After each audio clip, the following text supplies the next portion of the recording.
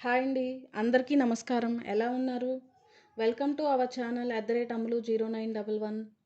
ఈరోజు మనం రెండవ శ్రీశైలంగా పిలువబడుతున్న శ్రీ భ్రమరాంబిక మల్లికార్జున స్వామి టెంపుల్ గురించి తెలుసుకుందాం.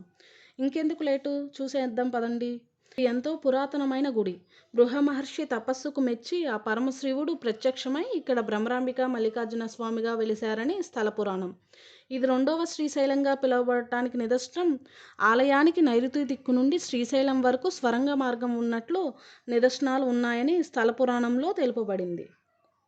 అంతేకాదండోయ్, శ్రీశైల మహత్యమని గ్రంథంలో కూడా వివరించిన ప్రకారం శ్రీశైల పర్వతం నుండి 30 ఆమడల దూరంలో శ్రీ భ్రమరాంబిక సమేత మల్లికార్జున స్వామి దేవాలయం ఉందని వివరింపబడింది. అదే ఈ దేవాలయం.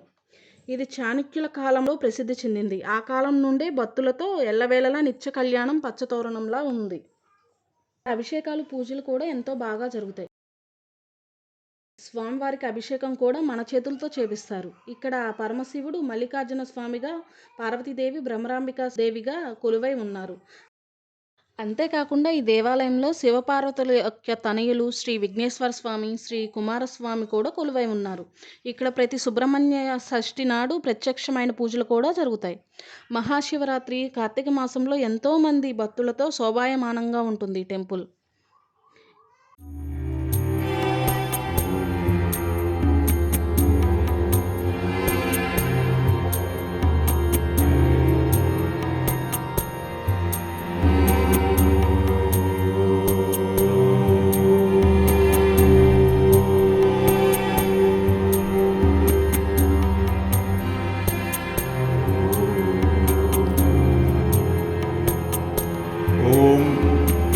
Eternal sound, beginning of all existence, Big Bang, past, present, future, truth, simplicity, love, all.